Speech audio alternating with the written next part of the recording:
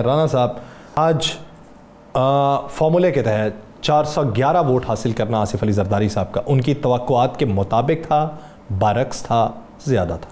बिस्मिल्लाहिर्रहमानिर्रहीम, अस्सलातु वस्सलामु अलैका या सय्यदी या रसूलल्लाह, अस्सलातु वस्सलामु अलैका या सय्यदी या हबीबल्लाह। दो तीन चीज़ें यासर हमें बड़ी गौर से देखना होगी। बलूचिस्तान से उन्हें उनकी तवक्को से 6 वोट मिल गए। बलूचिस्तान से उनकी तवक्को से अच्छे उन्हें वोट मिले आसिफ अली जरदारी साहब। सिंध के अंदर मेरी एक पीपल्स पार्टी के रहनुमा से बात हुई, उसने कहा जनाब हम तो तहरीक इंसाफ के भी वोट लेंगे, नहीं मिले। अच्छा, 9 के 9 वोट थे ना, नहीं मिले। यानी तहरीक इंसाफ के वोट खड़े रहे, प्रेशर, ज़बरदस्ती, लालच, कोई भी चीज़ ले लें आप, और ये फ़ायदा देगा तहरीक इंसाफ को सेनेट के इलेक्शन में यासर साहब। उसके बाद आप आ जाए केपीके के मतलब कहा जा रहा था जनाब वहाँ से 15 से 20 वोटों का डेंट डाला जाएगा, ये बाकायदा ऑन रिकॉर्ड कहा गया था। और इसके लिए टारगेट था 3-4 शख्सियात को कि आपने ये करना है। अब केपीके के अंदर से आसिफ अली जरदारी साहब को वोट कम पड़े, 17 वोट नहीं पड़ने चाहिए थे, उन्हें तो 35 से 40 पड़ने चाहिए थे ना, जो उनका आइडिया था।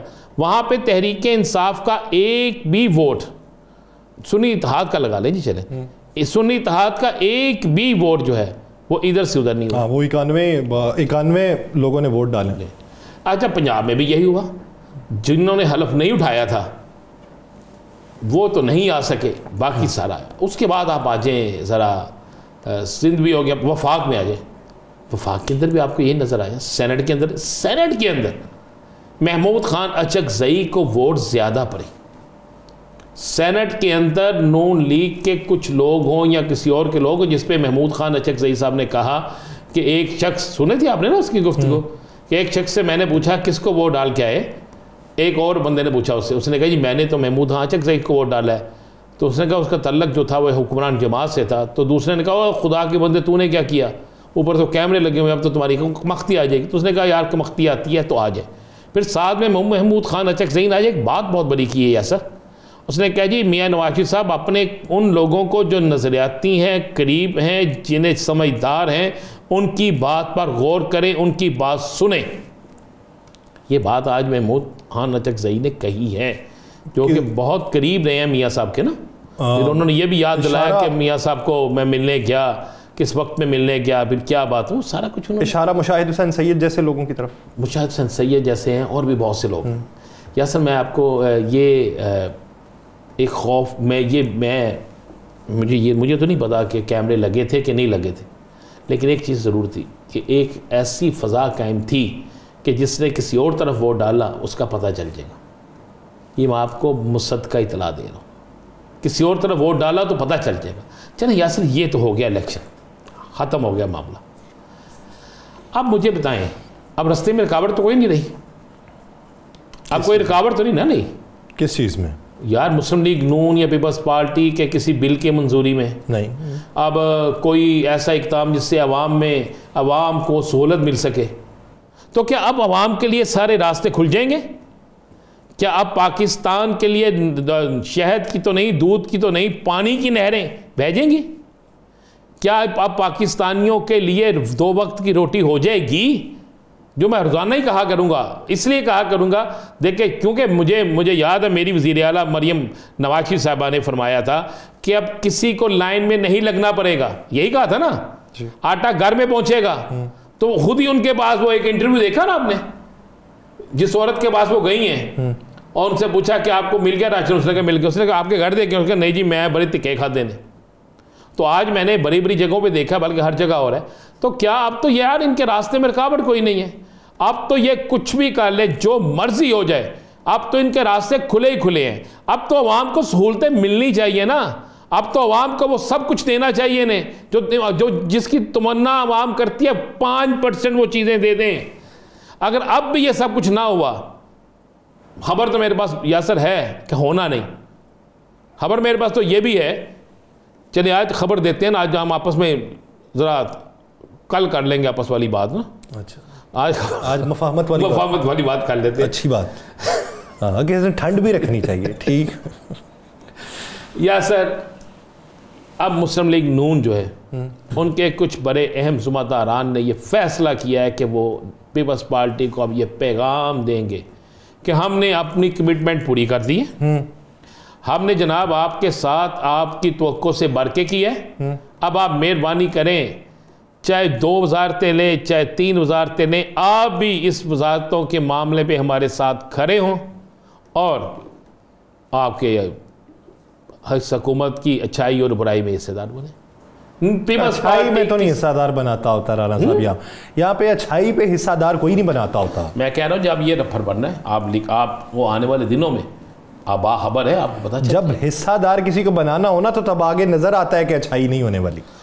भाई बात ज़हन में रखिए, एक तो ज़हन में रखिएगा मुस्लिम लीग नून से एक हाथ ये हो रहा है कि 3 अहम तरीन वजारतें नून लीग के पास नहीं हैं। मैंने उस वक्त भी कहा था अब कुछ वजारतें, मैंने ये ब्रेक की थी खबर कि कुछ वजारतें जो हैं वो मुस्लिम लीग नून जिनकी तमन्ना रखती है वो नहीं मिलेंगी, बड़ी तगड़ी वजारतें हैं। एक तो आप ज़रा गौर कर लीजिएगा, आज इस कागज़ पेंसिल पर लिख लीजिएगा कि मियाँ नवाज शरीफ साहब के बहुत से करीबी लोगों को वो अहम तरीन वजारतें नहीं मिलेंगी, जिसमें दाखिला हो गई, ख़जाना हो गई और भी और बहुत सी वजारतें होंगी। अच्छा। और बहुत से लोगों को आम सी वजारतों से भी दूर रखा जाएगा। ये मैं आपको जो बात कह रहा हूँ नोट कर लीजिए। अब नून लीग के पास रह क्या गया? नून लीग के पास ये रह गया कि नून लीग सारे गुनाह नून लीग को मिलेंगे। गुनाह किस हवाले से मैं कह रहा हूँ, अवाम महंगाई नहीं बर्दाश्त कर सकती। इस महंगाई पर निकलने वाले जुलूस जो है, अगर आप उस पर लाठी चार्ज करेंगे, अगर आप उनको मारेंगे, अगर आप उनको गिरफ्तार करेंगे तो आप एक राह जाती सियासी तहरीक नहीं बल्कि अवामी तहरीक बना देंगे। और अगर आप उन्हें प्रोटेस्ट करने देंगे तो आपके खिलाफ नफरत बढ़ती जाएगी दोनों ही सूरतों में। और ये मुस्लिम लीग नून के लिए जो अभी कहा, अब आप लोग कह रहे हैं ना कि ये इनके लिए ये आखिरी इलेक्शन है, ये बात मुस्लिम लीग नून के अंदर भी हो रही है। बल्कि आज मेरी वज़ीर आला ने, मैंने वो फुटेज देखी, मुझे अपने वज़ीर आला पे बड़ा फ़ख्र हुआ कि वो फुटेज मैंने देखा। वज़ीर आला कहने पे तो आए नहीं जी, मैं तो मानता हूँ मेरी पंजाब की वज़ीर आला तो मेरी वज़ीर आला है। मुझे बड़ा मज़ा आया कि वो एक घर में दाखिल हुई और उन्होंने गेट से कहा कि मैं अंदर आ सकती हूँ, लेकिन मुझे ये समझ नहीं, वीडियो वाला अंदर मौजूद था, सिक्योरिटी वाला भी मौजूद था, फिर इजाज़त किससे ली? या सर मुझे बताया ना, फिर इजाज़त किससे ली?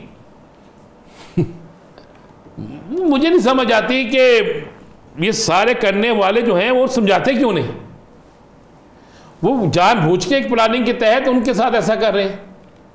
मुझे बताया ना, आपने देखी है वो वीडियो कि नहीं देखी? नहीं, मैंने, मेरी नज़र से नहीं गुजरी। आपकी नज़र से गुजरती नहीं ना, जान के आपने देखी भी हो तो आपने कहना मैंने नहीं देखी। आप मुझे बताएं, आप दरवाजे से कह रही हैं मैं अंदर आ सकती हूँ, तो अंदर वो कैमरा मैन कैसे पहुंचा?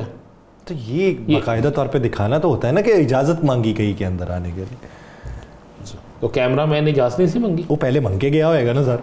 अच्छा, उस तो बाद आए ने। उस तो बाद आए, सिक्योरिटी भी पहलों आई है। हाँ, तो सबने इजाज़त मांगी। यार फिर ये क्यों होता है हमारे इधर? हमारे उधर हर हुक्मरान ये ऐसा क्यों करता है यार? यासर साहब ये तो मुझे समझा देना। और यार आपने बनाना ही है कुछ तो तरीके से कर लें यार। ये क्या होना चाहिए था? मेरी वज़ीर आला साहिबा को फौरी तौर पे पहुंचना चाहिए वो पॉइंट जहां पर ये आपके सप्लाई दी जा रही है, ये राशन की सप्लाई, वहां पे देखें लोगों के साथ क्या हो रहा है, करें मोतल 2-4 बंदों को। ये पहुंचना चाहिए सब्जी फ्रूट मंडियों के अंदर, वहां पे जाके देखना चाहिए प्याज अचानक इनके रेट पे ये है, वहां पे बिक किस रेट पे रहा है।